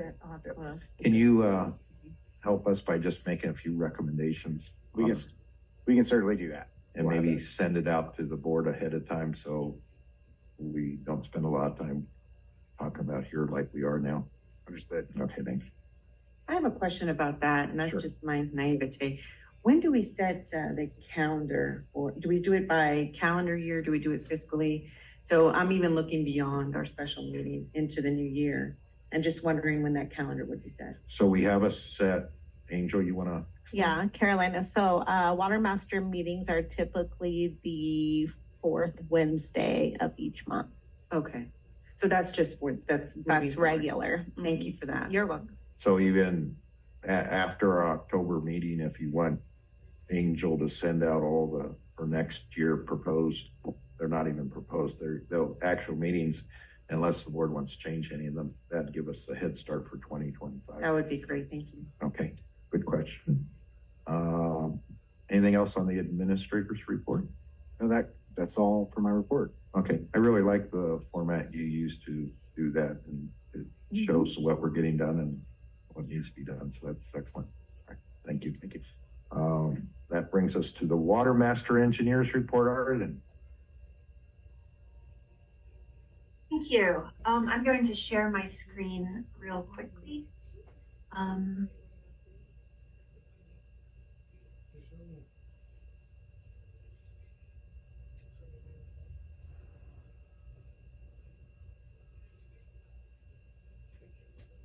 All right, can y'all see everything okay? Yeah. Yes. Excellent, fantastic. So we start with our tradition of sharing the summary of new production in qualified small pumpers. And with this, I'll note that 2.5 acre feet were approved last month. No change in small pumpers. And then we wanted to include some discussion items for model update considerations. And we included these slides in the board packet because we wanted to be able to receive the advisory committee's insight on this, as well as pose some questions to the board so that we can receive guidance on developing policies and procedures, specifically regarding the application of the model now that we have our update almost done, and receive guidance on sharing the model. And so I'm going to pass it to Maureen because she has extensive experience working with basins and boards on the application and use of models. As Arden said, we're bringing this up now because we anticipate the model being used for a variety of upcoming events, and we want to make sure we have the policies and procedures in place before the questions come up, or in time for the questions. So the first one is applying the model for certain applications. We're interested in using the model as an additional tool to material injury analyses. But we don't want to apply it just randomly on certain applications. We want to have criteria if it's a large transfer, if there are permanent changes that are affected, not just a one-time, but year over year, and if there's considerable changes between the sub-area. The first step is to think about it, and then if it is your direction as the board, we could develop some of those criteria and come back next month or the month after with when we would like to apply the model for larger material injury analysis. The model is not binary. It's not going to just tell us yes or no. It's just another tool that Arden and our team of geologists and engineers can use to really assess material injury. It doesn't change the definition of material injury, it's just another tool. But as we were thinking through it, we came to the critical point of this isn't a considerable additional effort for an application, and it's not covered under the normal application fee.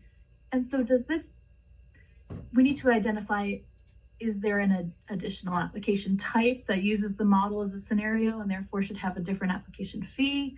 Is this covered under the Watermaster engineer contract? And so we just wanted to bring up some of these stickier questions to get your feedback. And then again, we can prepare a tech memo with our recommendations for criteria of when to apply these. The other major question. I want to note that it looks like the advisory committee had a robust discussion about this, and they raised some important questions that I believe Maureen touched on just now, but they're also listed in the advisory committee report. And so we have one last slide about sort of everything that's in progress. So maybe I'll get through that real quick, and then we can sort of kick off the discussion about some of the questions that were raised, and hopefully we can get some board guidance or initiate the conversation today.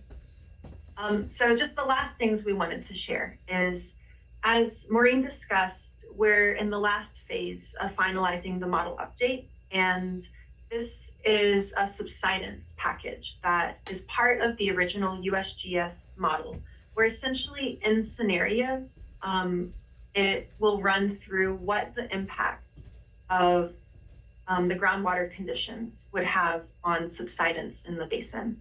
And so we're hoping that by the end of the month, we'll have this updated and can provide a short write-up to add to the model documentation about this. So we really are in the last phases of finalizing the model for use, but we do think that this subsidence package is an important component to make sure that we understand and compare the update to recent subsidence since the adjudication, which has been pretty low. We are finalizing, hopefully before the end of the year, our carryover tool. And there were some questions by the advisory committee about what exactly this is. And this is just a tool where, as each year parties continue to use or accrue carryover water and also transfer carryover water, we want to make sure that we're accurately tracking the age of the carryover water for each party. And the output would be a list of the years of carryover water that each party has. And so we ran into a little snag in making sure that the age of the carryover water is maintained between transfers. So we're still working on finalizing that, but do intend to have this by the end of the year within the Watermaster budget. I was just going to jump in. When we say tool, it is a complicated Excel spreadsheet. It's not a different software. We're just using Excel to help track those transfers and account for everything and add it up together. And as Arden said, we're checking it and rechecking it and have found some of the errors that just need to be better linked within Excel. And so we're on top of it, and tool, I think, kind of oversells it. But it's more of the accounting that we're working on, just to make sure that we know the year of because the aging water will be important when we get to the storage agreements. So that's where we are in the carryover tool. And then I included some draft slides from a presentation I'm planning to give to the Western Groundwater Congress at the beginning of next month. I'm not going to walk through those in the meeting, but I did that just as a courtesy so that any interested parties or the board can be aware of the information that's being presented to the public about the Watermaster and the adjudication, and have input into it. And so thank you for everyone who has provided feedback on that. And we note that October is coming up, And along with Halloween, it also holds the Sub-Area Management Advisory Committee meeting. So Maureen will be attending that as part of the advisory committee meeting this year because I'll be traveling. So with that, I want to open up any comments or questions. Yeah, I just want to know if Maureen's coming in costume. That's a good idea. I'll have to think about it. Every year, Todd Groundwater has Hydroween that Arden organizes, and there's a lot of water puns. So I'll have to start thinking about my Halloween costume. Maybe you could come as a water drop. Or a drop of water, right? Great. Excellent report. One thing I'd like the board to start thinking about is when this model is done. I know the AVEC board is very interested in getting a presentation. I think we should consider, would it be good to have Arden and Maureen to actually come down and have not a special meeting, but a extension of our regular meeting to present this and invite all the board members from all the water agencies to either come or we do it by Zoom. But it's a big deal. We've spent a lot of money on this. It's a huge step forward, I think, for water management in our valley. And I think we should make it a big deal, do a press release on it and really present it to the valley in the way that we should. Just food for thought, nothing to decide today. I'd like to add that we'd like to have our model team. We have Mike Maley and Walt McNabb who have been developing the model, and I think they're the right people for you guys to meet and discuss all the fun details of the numerical model. Okay. Yeah, that'd be great, and maybe get as many of our water boards and GMs and water staff here to really look at it and see what it can do for us. So, and that's all. Excellent report, guys. Thank you. I have a question. Go ahead, Angelique. So we're talking about a model that's customized to our management area. I have a hard time understanding when you're talking about sharing the model. How would that happen? Why would we share the model if it's customized to our specific basin? There are parties within the basin who want to use the model for their own analyses. It could be a cumulative analysis for an EIR or just planning purposes. It does represent the recharge and discharge of the groundwater flow of Antelope Valley. So for anybody within the valley who's interested in groundwater, it could be applicable. But like I said, it's developed for a regional approach. And so looking at some of these local issues, there are considerations. You likely will give us some recommendations that you have thought out. Mr. Chair, I don't know that has the board made the decision that we weren't going to share it? I think that's the recommendation that they're making. We haven't done anything yet. Okay, I want to be clear that the board hasn't decided. And I'd love to hear from Craig. Yeah, I had contact in the last couple of days with representatives of LA County, and the inquiry was whether the model is going to be made available for usage of individual parties or entities. And I think that's a concern. What was articulated to me was it's paid for by the parties to the adjudication, and that they have some vested interest in using the model. They should be open and available for them to do so. I agree. I think we need, I think it's appropriate if the model is going to be complete in a month and a half, that Todd Groundwater not release the model files before that completeness test is met. But it sounds like it's going to be relatively soon anyway. So I agree that we don't.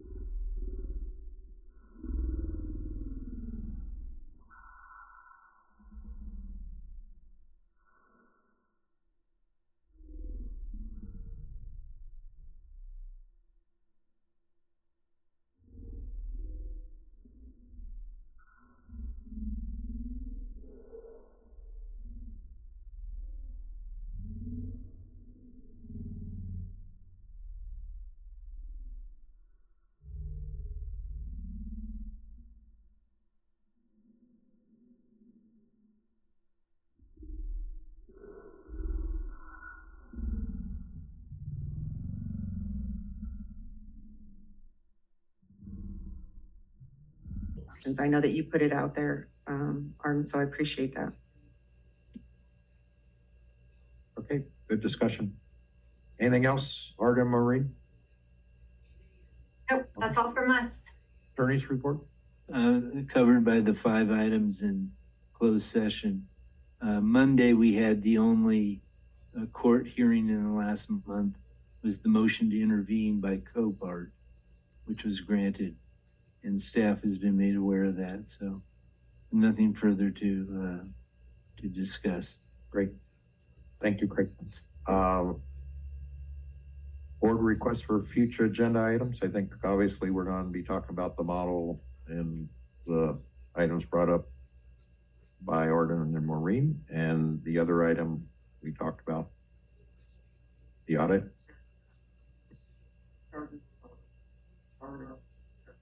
Got it. Perfect. Anything else, board? Okay, is there a motion to go into closed session? So moved. Motion by Kathy, second by Angelique. Is there any discussion? Hearing no discussion, all in favor of the motion to go into closed session, say aye. Aye. Aye. Aye. Aye. Aye. Okay. Aye. Aye. Good. Motion's carried unanimously. We'll go into closed session in 5 minutes. Is the